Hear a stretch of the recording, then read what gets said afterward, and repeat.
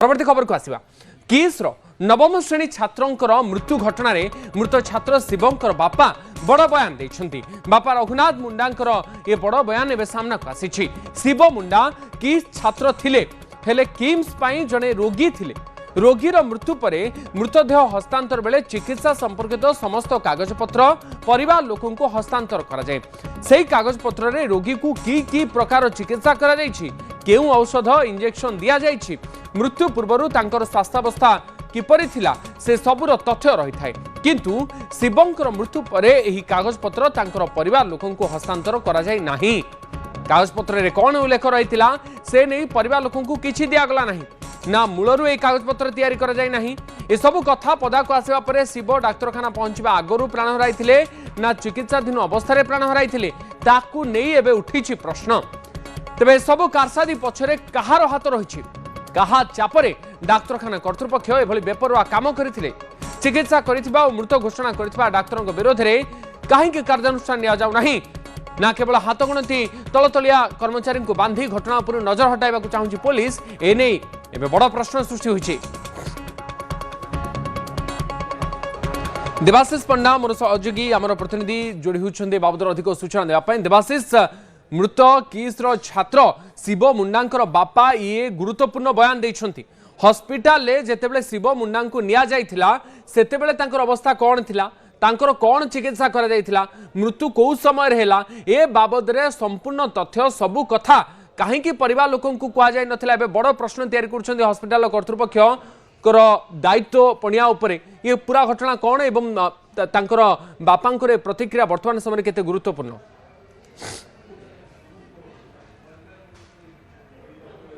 देखु उदित बर्तमान बापा जहाँ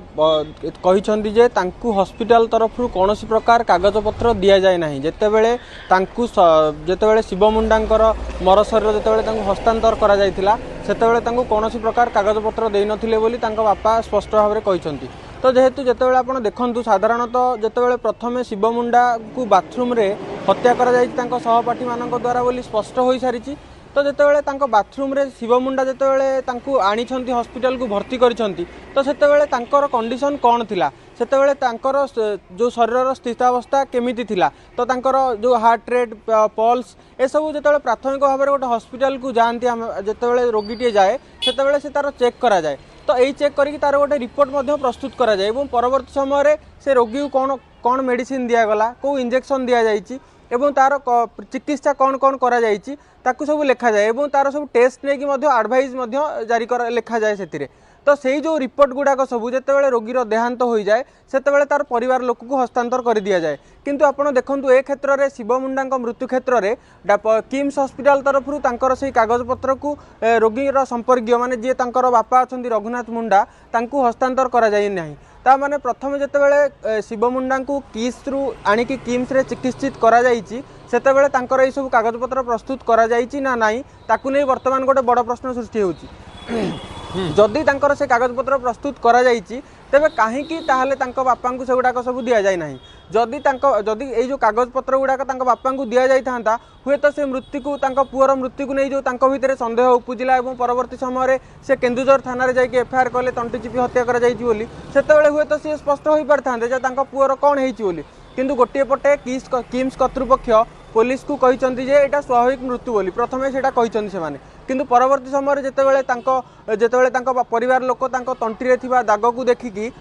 जितेबले केन्दुझर थाना रे एफआईआर कले और स्थानीय सरकारी डाक्तरखाना जितेबले शिवंकर शव व्यवच्छेद करागला सेतेबले एटा हत्याकांड बोली सामना को आसिला एवं तांको तंटी चिपी हत्या करा जाइछि बोली हत्या करा जाइथिबा जघन्य घटनार पर्दाफाश हैला। तो जितेबले यही घटनारू एतिकी बुझा पड़ुछि वर्तमान पक्षरे जे कोड ना कोठी किस कर्तृपक्ष एवं किम्स कर्तृपक्ष गोटे कर्तृपक्ष मानकर चापरे चेपा होइकि डाक्तर माने एही कागजपत्र हुए तो प्रस्तुत करि न थाई पारंती एवं जदि करिथांती तेबे काले घटनार पर्दाफाश हो जेहेतु से माने गोटे प्रकार योजनाबद्ध भाव यही हत्या घटनाटा को आकस्मिक मृत्युर रूप देवा चेष्टा करुथिले सेतिपई एटा को चापी देवा उद्यम करिथाई पारंती बोली जहा जना पड़ुछि। अच्छा, वर्तमान घटना तदंत करुछि अनेक जन को घटना गिरफ करागलानी एवं खास करी हॉस्पिटल से दिन कौन होता कहीं एक स्वाभाविक मृत्यु बोली दर्शाई दिगला एवं ता पछरे କାହାର କିଛି ଷଡ଼ଯନ୍ତ୍ର ରହିଛି କି କେଉଁମାନେ ଏସବୁ ଉଦ୍ୟମ କରିଥିଲେ ଯେହେତୁ ପରିବାର ଲୋକେ ଏବେ ସେଇ ଦ୍ୱନ୍ଦ୍ୱ ବା ସେଇ ଡାଉଟ୍ କଲେଣି ତାକୁ ନେଇକି କ୍ୱେଶ୍ଚିନ୍ ଉଠେଇଲେଣି ତେଣୁ ଏ ଜିନିଷକୁ ନେଇ ପୋଲିସ ତଦନ୍ତ ଆଗକୁ କେମିତି ବଢ଼େଇବ ପରିବାର ଲୋକଙ୍କର ଏ ଅଭିଯୋଗ ପୋଲିସ କେମିତି ଗ୍ରହଣ କରି ତଦନ୍ତ କରିବ ବର୍ତ୍ତମାନ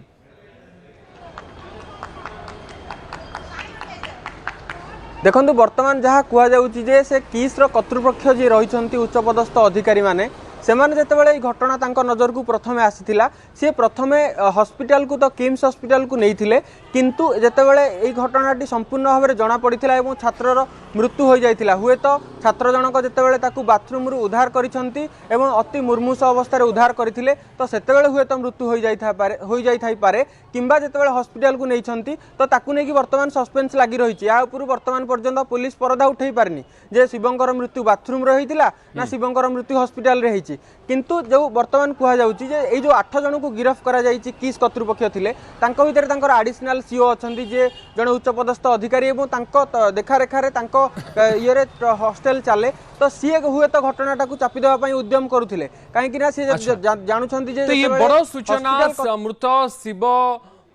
परिवार लोके शिव मुंडा परिवार लोके जो अभियोग आनी अभियोग आधार पुलिस केमिति आगो को तदंत बढ़ाऊँगी अपेक्षा रही खास करी जेतेबेले शिव मुंडा असुस्थतार खबर आसिला एवं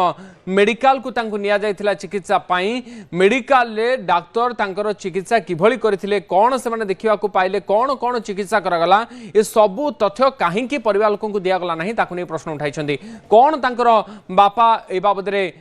प्रश्न करिसेंती कोन तांको मन भितर चली जो प्रतिक्रिया देइछन्ती सुनि रहंतु कौन आ देखिबी छुआटा को देखली नष्ट होइछला ओहो तापर आपण पचारले तांको केमती हेची कोन हेची बोली पाइखाना पड़ता मत जा जणेले डॉक्टर भी कहला जा ओहो तापर आपण कोठो किछि कागज पत्र दस्तखत करे कि नैथिले से माने हाँ हाँ लास्ट को नबो ना नहीं पकाए जेतले जानली लास्ट है जे माने मरि मृत्यु मरण कर दे कोन ना आज्ञा तो लास्ट को न भी जदी फेंगी हुए कोळे दे मते घरे पिटिबे ना नहीं रागिबे ना नहीं मते हेले आज्ञा आनी असली देख देख अल्लाह पर देखली जे बेको का पूरा 20 टा चिपा है पूरा पूरा नखदा करथिला तापर पुलिस वाला ये बोले इंक्वायरी तो गला सियारे धरा भी पड़ले मोर आ किसे कि आ किछ कहि पारबी नहीं मोर अच्छा अच्छा नहीं आपन को जो रिपोर्ट ता से देले हॉस्पिटल तरफ रु सेथरे कोन कहि लिखिथिले जे माने जो पुअर जो देहांत हेछि सेटा केमती हेछि बोल तो सेथरे लिखिथिले आपन को कहिथिबे तो सेटा नहीं सेठी पोस्टमार्टम आगे सेठी हे नैथिला हाँ सेठी पोस्टमार्टम हेनी आपन केंदुझर रे कॉलेज मु जानिली नहीं जो आपन को जो केस रो जो किछ रिपोर्ट ता देइथिबे सेथिरे समान तो लिखिथिबे किछ लिखा लिखि आनी नहीं अच्छा अच्छा आपन हमको पाखरे केंदुझर कहउथिले पाइखाना पड़ी जाइथिला पहिले ओ जाला जा पोटर से रम जाला इतला आ तावरे हाथ टिके